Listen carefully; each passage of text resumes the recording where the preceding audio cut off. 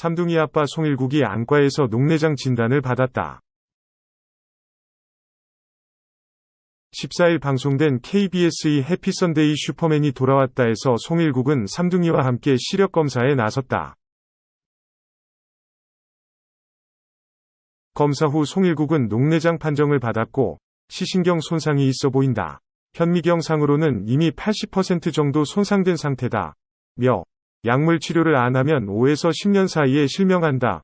는 의사의 소견에 충격을 받았다. 이어 의사는 약물 치료를 잘하면 시력을 잃지는 않을 것이다. 관리 잘해야 한다. 며 주의를 당부했다. 이에 화제가 된 녹내장은 안압의 상승으로 인해 시신경이 눌리거나 혈액 공급에 장애가 생겨 시신경의 기능에 이상을 초래하는 질환이다. 발병의 정확한 원인은 밝혀져 있지 않아 이에 대한 연구가 지속적으로 진행되고 있다. 시신경은 눈으로 받아들인 빛을 뇌로 전달하여 보게 하는 신경이므로 여기에 장애가 생기면 시야 결손이 나타나고 말기에는 시력을 상실하게 된다. 녹내장의 발병의 정확한 원인은 밝혀져 있지 않아 이에 대한 연구가 지속적으로 진행되고 있다. 녹내장을 구분하는 기준은 크게 급성과 만성으로 나눌 수 있다. 급성 녹내장은 안압이 급속도로 높아지면서 시력 감소, 두통, 구토, 충혈 등의 증상이 나타난다. 만성 녹내장은 시신경이 서서히 파괴되므로 특별한 증상을 느끼지 못하다가 시야가 좁아지는 말기에 이르러 답답하다고 느끼며 실명에 이르게 된다. 이를 접한 누리꾼들은 송일국 녹내장, 삼둥이 아버지 힘내세요. 송일국 녹내장, 삼둥이 위해서라도 치료 잘 받으셔야. 송일국 녹내장, 삼둥이들 오래오래 봐야지. 송일국 녹내장, 얼른 치료에 전념 등의 반응을 보였다. 정승현은 1976년생으로 송일국보다 5살 연하이며 현재 인천지법 판사로 근무하고 있습니다. 송일국 부인 직업, 처음에는 부산지법 판사로 근무하다가 전근. 송일국과 정승현은 2006년 지인의 소개로 만나게 됩니다. 당시 송일국은 주몽 촬영 중이었고 정승현은 사법고시에 2차까지 합격한 상태였죠. 송일국 측근, 두 사람은 주몽 촬영이 한창이던 2006년 가을 지인의 소개로 처음 만났는데 처음에는 각자 드라마 촬영과 사법고시 3차 준비 등으로 바빠 전화통화를 통해 서로의 안부를 묻는 정도였다. 그러다가 정승현이 사법고시에 최종 합격한 뒤인 2006년 11월 말부터 본격적으로 교제를 시작했다. 사실 사법고시는 1차, 2차, 3차로 나뉘는데 가장 어려운 것이 두 번째 2차 시험입니다. 3차 면접은 통과 의례 정도죠. 위에 송일국 측근의 말과 달리 정승현이 바쁜 스케줄에 송일국을 기다렸던 것 같네요. 또한 법조인들에게 사법연수원의 성적이 매우 중요합니다. 판사, 검사, 변호사로 나뉘는 길목이기 때문이죠. 당시 37기 사법연수원 수료생 973명 중에서 판사로 임용된 사람은 95명, 검사 임용자는 100명뿐이었죠. 아마 정승현은 송일국과 연애를 하면서도 연수원 공부를 게을리하지 않았던 것 같습니다. 참고로 정승현이 연수원에서 친하게 지냈던 동료 중에 하나가 이민선 변호사입니다. 이민선, 저와 가장 친한 언니가 탤런트 송일국 씨 아내인 정승현 판사인데 어느 날 부부가 탭댄스를 열심히 배우러 다니더니 저한테도 잘 맞을 거라면서 한번 배워보라고 권하더라고요. 부부가 취미 생활을 같이 하는 모양이네요. 특히 이런 댄스 종류는 부부관계를 좋게 만드는 여가 활동 중에 하나죠. 아무튼 두 사람은 약 1년여의 연애 기간을 거친 후 2008년 결혼식을 올립니다. 그런데 이 결혼에 루머가 많았죠. 송일국, 나는 아내와 연애 결혼했는데 다들 정략 결혼한 것으로 오해하고 있다. 아마 어머니 김을동이 국회의원이고 아내가 현직 판사이기에 이런 루머가 나온 것 같은데, 위에서도 언급했듯이 두 사람을 연결시켜준 것은 지인, 친구였죠. 2012년 두 사람은 새 쌍둥이 아들 대한, 민국, 만세를 낳게 됩니다. 이름이 좀 특이하네요.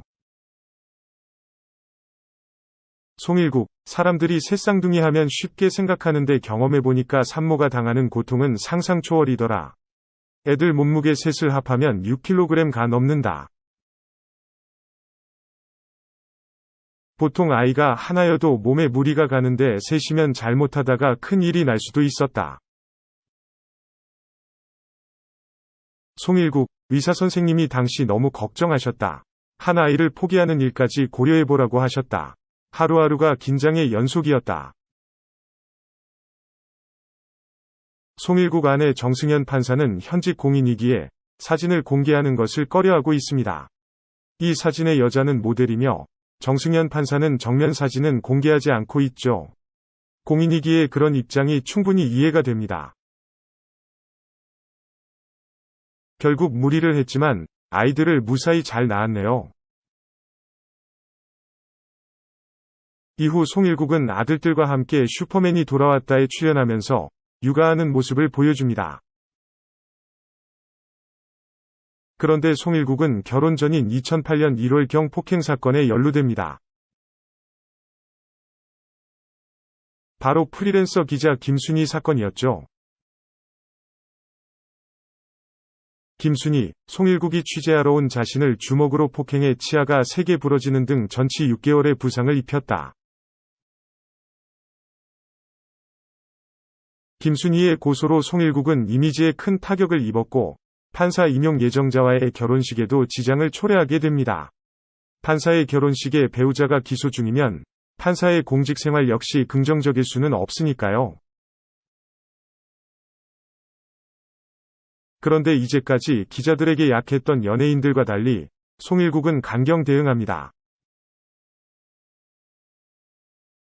자신은 김순희와 몸싸움을커녕 접근조차 없었다는 주장이었죠. 후에 CCTV 동영상이 확보되고 송일국의 말이 진실임이 밝혀졌으며 또한 김순희의 이빨은 예전에 치료한 적이 있다는 진료 기록이 발견됩니다. 그러자 김순희는 CCTV 조작설을 주장하면서 기자회견을 열죠.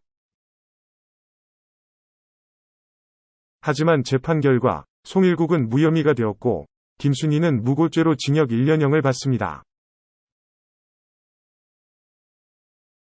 무고죄 뜻, 타인으로 하여금 형사처분 또는 징계처분을 받게 할 목적으로 수사기관이나 공무소 또는 공무원에 대하여 허위의 사실을 신고함으로써 성립되는 범죄.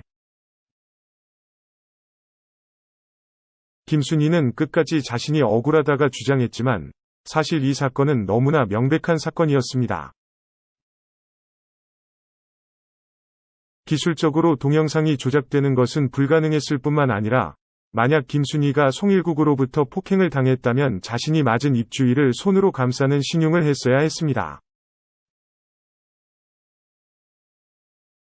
하지만 동영상에서는 그런 맞은 사람의 행동이 전혀 나오지 않았죠.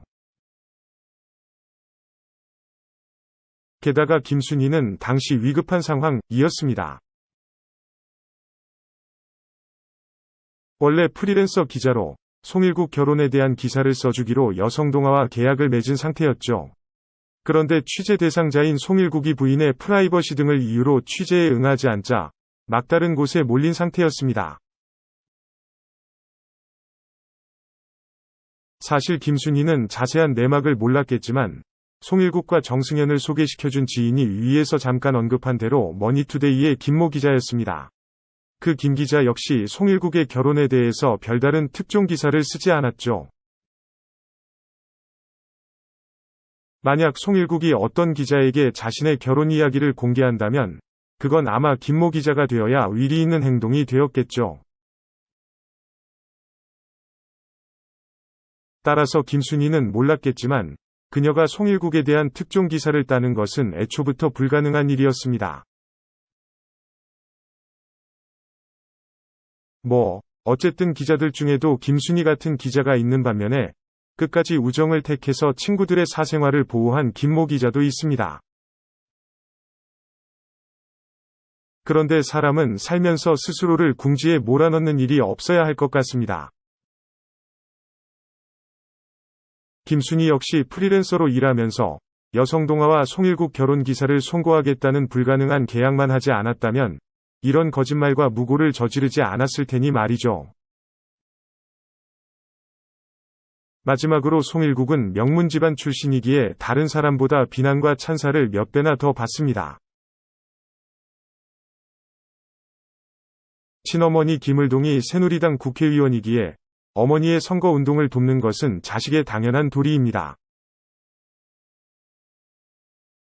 그런데 송일국은 한 발 더 나아가 홍사덕 후보, 새누리당, 친박연대의 유세활동을 지원하기도 하죠. 송일국, 어머니 김을동의 정치활동을 돕기 위해 홍사덕 후보의 유세활동을 지원한다. 사실 김을동이 국회의원으로 활동하면 다른 의원들로부터 도움을 주고받을 수밖에 없습니다. 만약 받은 도움을 자신이 모두 되갚을 능력이 되지 않으면 도리상으로라도 이렇게 아들까지 나서지 않을 수 없죠. 송일국 역시 정치적인 견해를 자유롭게 표현할 수 있습니다. 다만 그것이 홍사덕의 정치정책에 대한 공감이 아니라 단순히 어머니를 돕기 위해서라면 경솔한 행동이 아닐 수 없네요. 문득 이것은 김을동이 연예인 활동을 하는 아들의 이미지를 하락시키고 아들을 궁지에 몰아넣는 행위가 아닌가 하네요.